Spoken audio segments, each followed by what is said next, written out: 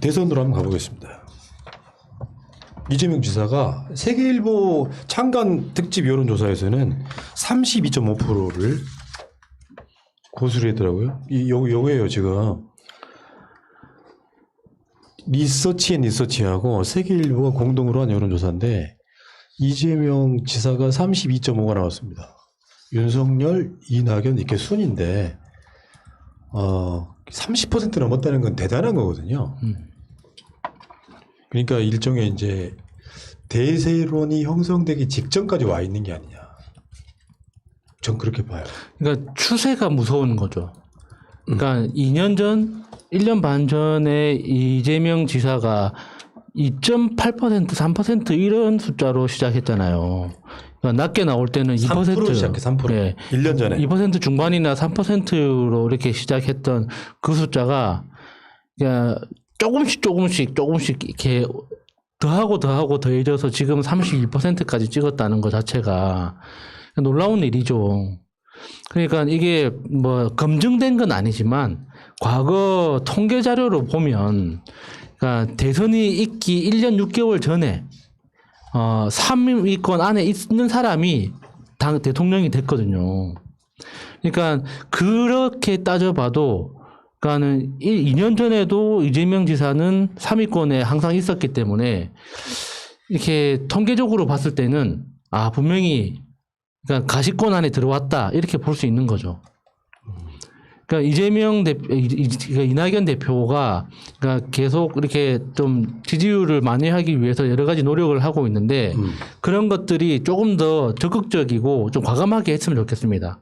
그래서 이재명 지사가 독주하는 것보다는 서로 정말 치열하게 경쟁하면서 정책으로든 정치적으로든 이렇게 정정당당하게 그렇게 서로 페어플레이하는 그런 경쟁을 보여줬으면 좋겠어요.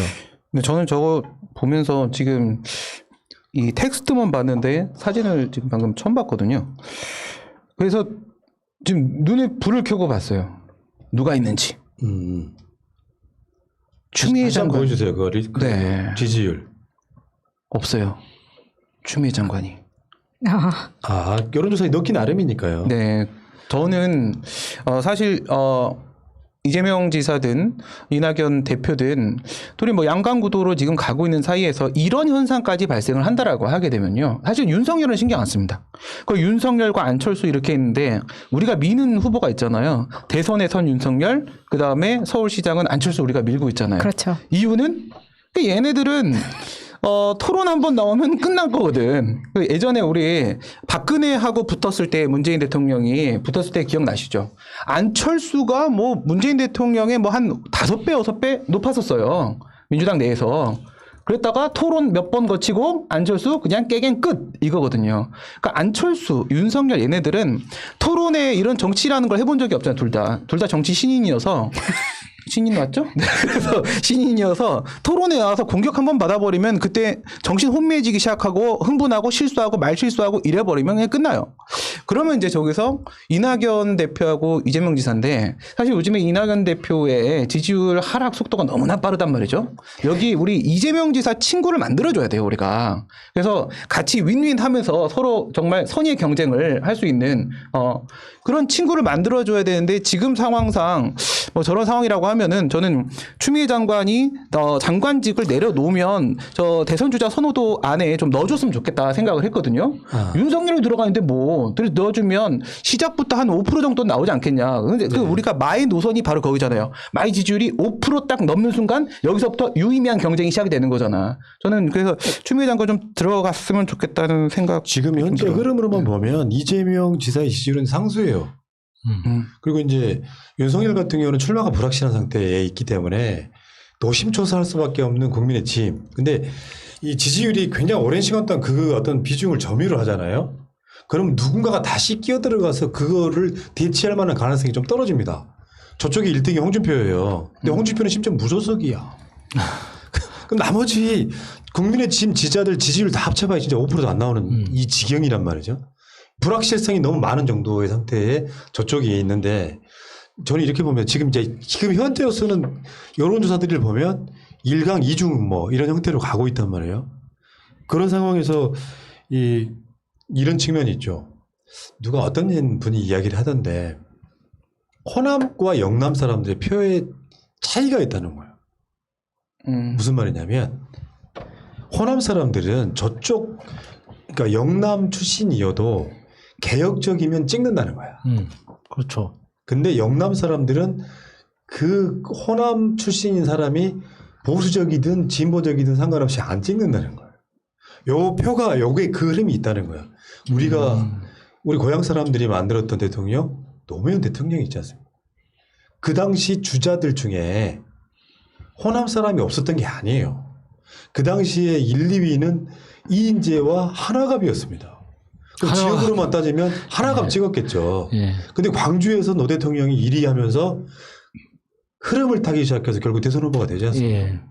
이 지점을 높게 봐야 된다는 거예요. 그러면은 TK는 그 안에서도 또 한 번의 지역 이기주의를 또 나타내는 거네요. 그렇죠. 그게 PK 쪽 분들이 문재인 대통령과 노무현 대통령의 고향이잖아요. 근데 아주 흔쾌히 표를 찍어주지 않고 있는 것은 일종의 세뇌의 흐름 같은 거거든요. 지역으로만 따지면 되게 신기하죠. 이게 지금 이낙연 대표가 또는 정세균 총리가 풀어야 될 숙제예요. 뭐 이야기는 좀 이상하게 샜는데 어쨌건 이재명 지사의 그래프랄까요? 표를 한번 볼게요. 요게 2020년부터 2021년까지 최근 13개월의 표인데 그냥 이재명만 보세요. 당시에 최고로 낮았을 때가 2020년 1월 셋째 주, 2월 둘째 주에 3% 남았습니다. 지금 이거는 지금 세계일보가 포함이 안 된다 표거든요. 세계일보는 32%까지 나왔는데 요게 이제 한국 갤럽 조사로 기준으로 봤을 때 3%에서 지금 23%, 20% 뭐 23%까지 올라와 있는 상태잖아요.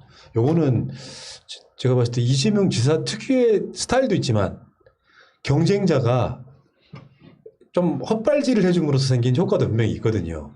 근데 이런 게 있잖아. 국민의 짐이 봐야 될 게 뭐냐면은 국민의 짐은 반사이 효과만 노리잖아요. 그러니까 지지율이 오르지 않고 박스권에 갇혀버리잖아. 이재명 지사가 좋은 점은 이낙연 대표가 전국민 재난소득이라든지 또는 최근에 사면론이라든지 이런 식으로 나름 헛발질을 하고 있을 때 옮겨갈 수 있는 대안을 내놓기 때문에 표의 확장성이 확 높아졌다는 측면이에요. 그러니까 국민의힘 지지자들도 이재명 지사를 뭐 선호한다는 그런 결과들도 있잖아요. 저는 그런 측면에서 그러니까 이낙연 대표한테 드리고 싶은 이야기가 이재명 지사가 그렇게 꾸준하게 그러니까는 한 번도 떨어지지 않고 조금씩 상승할 수 있었던 주된 이유 자체가 여러 가지 뭐 이유가 있겠지만 저는 그 방향성이라고 보거든요. 내가 추진하고 내가 추구하는 정책적 방향이 내가 첫 번째 목소리가 아니더라도 그러니까 그 재난지원금 같은 경우도 김경수 지사가 처음에 이야기를 했지만 그 취지가 내가 동의하는 거면 나도 동의한다 하자라고 이야기하면 되는 거예요.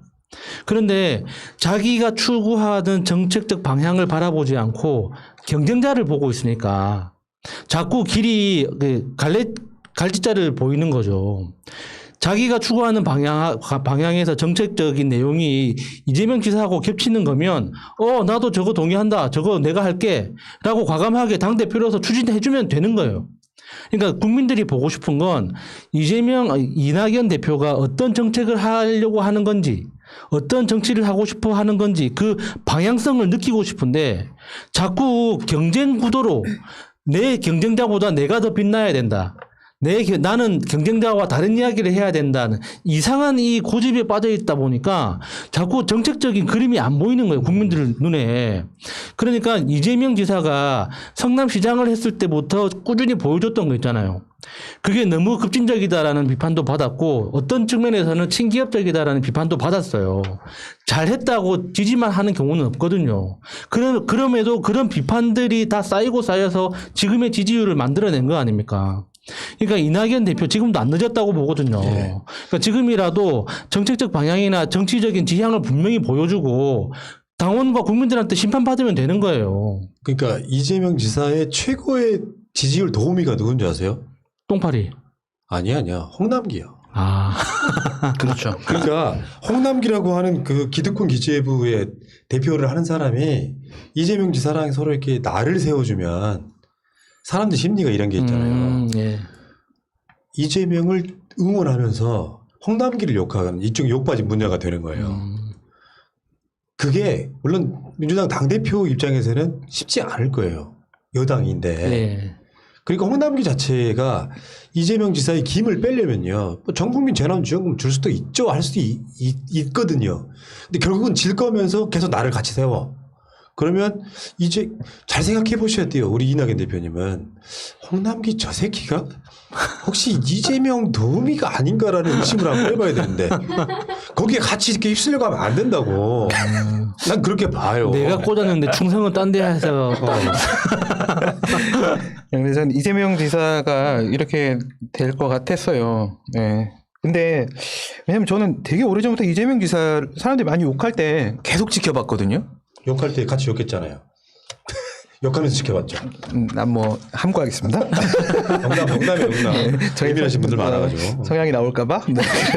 이미 나왔나? 근데 이재명 지사가 저는 견뎌낸 거는요. 뭐 영남 출신이어서 뭐 기본 베이스가 좋다. 뭐 호남 출신보다 사실 우리나라 대통령과 유리한 건 사실이죠. 근데 그건 핵심이 아니다. 그다음에 안티층이 30%가 있어야지만 결국 마지막 승리를 한다. 근데 안티가 많았긴 했는데 그것도 저는 핵심이라고 생각하진 않아요. 그걸 잘 견뎌냈긴 했죠. 그다음에 확장성. 이것은 사실 다른 사람의 반사 이익을 통해서 어떤 적대적 의존 관계로 움직이지 않고 그냥 자기 길을 걸었기 때문에 확장성을 가졌다라고 생각을 하는데 이것도 뭐 네, 좋은 점이긴 하지만 그런데 제가 본 건 뭐냐면 이재명 지사가 지금까지 쭉 해오는 걸 보면은 흐름이 나와요. 이 사람이 어디를 가려고 하는 것인지가 보여요. 저기 가려고 하는 그러니까 내가 원하는 거랑 완전히 맞진 않는데 이 사람이 예측 가능성 있네 이렇게 되는 거죠. 그림이 보이기 시작했다. 이렇게 되면 바람을 타는 것이다. 그림이 저 사람이 어디로 갈지가 보이기 시작하는 순간 그 사람을 따르는 자들이 생기기 마련이다. 이런 부분이 하나 있고요. 그다음에 다른 사람들과 달리 이재명 지사는 이미 그동안 너무 많은 고난의 역경 시간을 견뎠는데 그것을 어쨌든 잘 견뎌서 슬기로웠는지 모르겠지만 어쨌든 잘 견뎌서 극복해낸 히스토리를 만들어냈어요. 지금 이낙연 지사가 여기를 빨리 다시 따라 붙으려고 한다면 지금 뭐 본인과 관련돼서 여러 가지 의혹들이 나오고 이러고 있는데 이걸 극복하는 모습을 보이셔야 돼요. 맞아요. 네, 그 모습이 없으면 그 사람 우리가 대통령이라는 것은요 뭐 옛날처럼 가장 똑똑한 사람 뭐 이런 걸 원하는 건 아니지만 그 사람에게 내가 뭔가 투영하고 싶은 그림이 있기를 원해요. 저 사람에게 어떤 스토리가 있기를 원해요. 근데 이낙연 대표에게는 스토리가 없어요. 그걸 지금부터라도 만드셔야 되는 거고 그다음에 전에 얘기한 대로 국민의힘 같은 경우에는 얘네들이 대선 주자 하나 새로 만드는데 1년 이상 걸리는 애들이에요. 우리는 막 와 추미애 가면 추미애 가고 와 이낙연 가면 이낙연 와 이재명 가면 이재명 가요. 우리는 왜 우리는 빨리빨리 움직이거든. 빨라요. 네. 저쪽은 네. 굉장히 느려요 나중에. 예. 그래서 쟤네는 지금도 아무도 없어요. 아무도 없는 상태이기 때문에 전 또다시 내년에 3월에 되면 홍준표, 유승민이 다시 등장한다. 5년 전의 상태로 돌아갈 그러니까요. 거다. 네. 여러분들 뭐 벌써 대선 얘기냐 하실지 모르겠는데 대선이 2022년 3월 9일 날 있어요. 지금 2월 초잖아요. 1년 1개월 남았죠. 1년 1개월 남은 네. 거예요. 이 사이에 여러 가지 어떤 변수가 있을지 모르겠는데 민주당의 다수의 사람들은 정권 재창출이 목표입니다. 새날처럼. 예. 누구를 지지한다 만다가 아니라 근데 한편에서는 소위 뭐 똥파리라고 불리우는 세력이 있긴 하잖아요. 이재명 지사 안티로 시작해서 지금 안티로 끝나고 있는 사람들. 그 사람이면 이재명이면 무조건 이재명 반대해줘서 이길 수만 있다면 이낙연이든 누구든 다 지지하겠다. 뭐 이런 식의 스탠스로 저 갖고 갔지 않습니까? 근데 그게 일종의 징크스가 돼가지고 이재명을 까기 위해서 동원된 사람들은 대부분 다 떨어져요.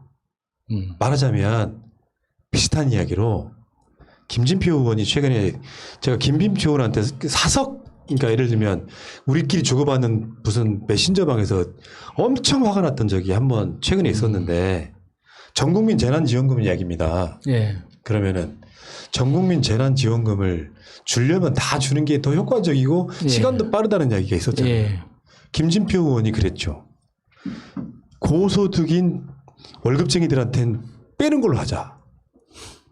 와, 그 말 듣고 나서 이 사람 진짜 엑스맨인가? 저는 그 이야기를 보고 김진표 욕을 안 하기로 했습니다.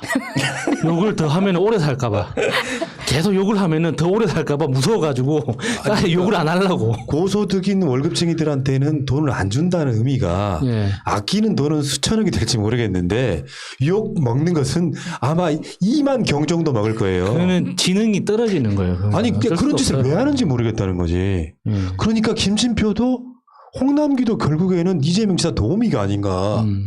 이런 바보 같은 짓들을 하는 사람들이 민주당에 있는데 그런 김진표나 홍남기를 지지하는 이유가 이재명하고 반대편에 있기 때문인데 여러분 그 괴문 극문 여러분 이분들이야말로 이재명 지사의 지지를 올려주고 있는 사실상의 엑스맨이에요. 그런 이야기가 지지하지 있잖아요. 마세요. 그 스타는 자기 실력으로 되는 거고 슈퍼스타는 안티가 만든다 그러잖아요. 아, 그래요? 근데 예. 이게 그 5살짜리 선거 후보가 있잖아요. 오세훈이라고. 예. 근데 이 오세훈은 무상급식 때 했던 얘기가 지금 김진표가 한 얘기랑 똑같아요. 무상급식 때 뭐라고 했죠? 아니 어려운 애들 밥을 주지 말자는 게 아닙니다. 돈이 많은 애들은 안 줘도 되는 거 아닙니까? 이렇게 얘기를 한 거야. 그럼 지금 얘기도 똑같은 거예요. 이 보편지급 부분에 대해서 따박따박 월급 들어온 사람은 안 주고 돈 많은 사람은 안 주고 그 사람들 국민이 아니라는 거죠. 어떻게 해요? 줬다 뺏으면 되잖아. 제 생각은 뭐냐면요. 보편도 선별도 손실보상도 다 마찬가지입니다. 손실보상 이거 소급하는 게 맞아요. 헌법적으로도 맞고요. 그다음에 기술적으로 가능합니다. 우리 오늘 노동법 얘기 많이 나오는데 뭐 산업재해보상보험법이라거나 이런 노동법에 보게 되면요. 돈을 받는 방법이 여러 개가 있는데요. 여기서 이만큼 받았으면 이걸 공제하고 여기서 이만큼을 주고 이걸 공제하고 이만큼 주고 이게 가능해요. 그래서 보편을 주고 나서 부족한 사람 선별로 주고 선별로 주고 나서 거기서 누락된 사람은 보편으로 맞고 여기서 전체적으로 부족한 부분은 보상으로 맞고 이게 설계가 됩니다. 예. 이런 식으로 저는 지금 이 김진표나 지금 이낙연 대표의 행보가 결국은 이재명 지사 빛나게 만드는 띄우기 역할밖에 맞습니다. 못하고 있다. 지금 내가 봤을 때는 1년 1개월밖에 안 남은 대선에 지금 이재명이 대세론에 타기 시작했어요. 그럼 급격하게 쏠릴 거라고. 그런데 이재명이 본선에 나가면 나는 이재명 안 찍고 윤석열 찍을게 하는 사람 나와요. 물론 그 세력들이 조국 장관 지키기 위해서 윤석열을 많이 욕했던 사람이지만 윤석열을 싫어하는 것보다 이재명을 더 싫어하기 때문에 난 도저히 이해를 못 하겠는 거지. 간단히 말하면 대체 이 사람들이 더 싫어하는 건 누굴까? 윤석열일까? 이재명일까? 이런 생각도 좀 해봤는데 이런 사람들이 내가 봤을 때는 정권 재창출에 가장 걸림돌입니다. 걸림돌이죠. 왜냐하면 이재명이 얘네들한테 뭘 잘못했어요? 그냥 싫은 거잖아요. 근데 이 사람들을 문재인 대통령 지지자라고 할 수 있습니까? 대통령 지키는 방법 간단해요. 일단 우리 쪽으로 정권 뽑아와야 되고 이재명은 소수파에 가깝기 때문에 소위 말하면 친문 정치인들 도움 못 받으면 정권 못 잡아요. 간단히 말해서 정치 보복을 할 것이다라고 하는 건 저쪽이 갖고 있는 일종의 음모론 같은 거고 이재명 자체는 친문이 가장 필요한 사람이에요. 그러니까 그런 걱정 안 해도 됩니다. 근데 이제 저도 말 좀 합시다. 네. 그 이낙연 대표 같은 경우에는 이제 뭐 주위에 캠프를 꾸린 것도 보수 인사가 많고 그러다 보니까 지금 야수님은 뭐 지금도 늦지 않았다 이야기를 했지만 저는 좀 늦었다고 생각합니다. 그렇지만 데리고 가야 하는 모자란 친구 정도로 인식하시면 되고 반사이익 같은 경우에는 저는 뭐 이낙연을 지지하던 사람들이 실망해서 이재명 쪽으로 옮겨왔다 이거보다는 원래 중간지대에 있던 사람들이 이렇게 간을 보고 있다가 이번에 이낙연 정말 아닌 것 같아. 그래서 이재명으로 온 사람들이 많은 것 같아요. 그러다 보니까 사실 이 사람들은 똥파리의 존재 같은 건 잘 모르죠. 그래서 처음에는 이낙연 대표가 당 생활을 많이 안 했었기 때문에 어떤 뭐 당내 개파는 어느 정도 알고 있다고 할 수 있지만 온라인 내 세력에 대해서는 모를 수도 있다. 그래서 뭐 똥파리 스피커에 뭐 방송에 출연한다고 했을 때도 막 사람들이 극렬히 저지하고 막 그렇게 했잖아요. 그것은 다 이낙연 대표를 위해서 한 거였었죠. 그렇죠. 근데 결과적으로 이제 본인이 똥포를 찬 것으로 되긴 했는데 이 온라인 세력에 대해서 지금 후보들이 잘 알고 있어야 된다고 생각을 하는 게 유독 트위터에서만 이 사람들이 굉장히 힘을 발휘하고 있기 때문에 이쪽에서 밀고 있는 후보들 보면은 일단 트위터를 먼저 만들더라고요. 페이스북보다. 왜냐하면 트위터에서 먼저 한마디 하면은 RT가 3천, 4천 막 가니까 자기가 뭐라도 된 것처럼 내가 입당을 하자마자 부산의 모 후보 같은 경우에는 입당을 하자마자 막 사람들이 벌떼처럼 몰려와서 자기를 막 칭찬해 주니까 금방 뽕이 들어가는 거예요. 그런 착각을 일으키게 만든다고. 불가능. 그런데다가 그 트위터라는 판이 아주 작기 때문에 거기에서 금방 자기들끼리 트렌드를 만들면 해시태그를 가지고 몇백 명만 시작하기로 하면 이재명에 대한 주말에도 굉장히 낯뜨거운 키워드들을 만들거든요. 저는 그게 도대체 누구한테 도움이 될까 싶을 정도로 그런 것을 만들고 예를 들면 뭐 경기도청에 아무 문제가 없는 건데 어떤 막 자료들을 가지고 자기들끼리 막 이거는 비리다 이거는 안 된다 그러면 그 자료를 또 국민의힘에 넘깁니다. 국민의힘에 넘긴다고. 나는 그런 걸 보면서 쟤들은 뭐지? 라는 생각을 했어요. 그분은 친문 아니고 그냥 내가 봐도 저쪽 세력이에요. 지금 보면. 그런데 이쪽에 정말 막 조국 장관 밑에 가서 그 댓글에 가서는 또 엄청 응원하고 막 그러는 걸 보면은 사람들이 좀 헷갈려 한단 말이에요. 그러다 보니까 이낙연 대표의 계정에서 최근에 그 악성 똥파리의 글을 캡처를 해서 뭐 감사합니다 뭐 이런 걸로 해서 이제 인용 RT 같은 거를 했어요. 그런 걸 보면은 굉장히 지지자 입장에서 그걸 아는 사람 입장에서는 불안해 보이는 거죠. 아, 저 사람 제대로 판단하지 못해. 그리고 저 주위에 있는 사람들이 이미 빨려 들어가고 있어. 그러면 계속해서 그 무덤을 파던 것이 가속화되는 거예요. 네. 아는 사람들은 다 알아본다고요. 근데 그거를 아무도 가르쳐주지 않거나 아니면 오히려 그걸 이용하거나 그렇게 되고 있는 것 같습니다. 역시 모든 전문가. 똥파리 분석. 오늘은 똥파리 전문가였습니다. 자, 힘드네. 예, 2월 1일 날 첫 방송. 오늘 정봉주 의원 방송이었고 두 번째는 시사 방송이고요. 일단 월요일은 몸만 이렇게 입 좀 풀게요. 그리고 나가시기 전에 좋아요 좀 부탁드리고 내일부터는 이제 또 방송 전쟁이 시작되는데 목표 하나 가져봐요. 목표 하나 가져봐. 정권 지키기가 힘들다는 걸 아셨잖아요. 우리가 서울시장도 가져오고 부산시장도 가져오고 정권도 재창출하고 이 과정들을 한 번 더 경험해 봐야 한 바퀴 도는 거라고 생각해요. 정권 교체는 할 수 있지만 정권 연장하는 거 얼마나 힘든 건지 아셨으면 끝까지 지켜내야 되겠지. 그런 정신무장들을 하시자고요. 이슈가 좀 안 좋다 그래서 맥없이 잊지 마시고 좀 전에 말씀드렸지만 조국 장관내는 어차피 상식을 가진 사람들이 봤을 때는 대법원 가면 뒤집혀요. 그러니까 너무 스트레스 받지 마시고 힘들 내시기 바라겠습니다. 자, 재밌는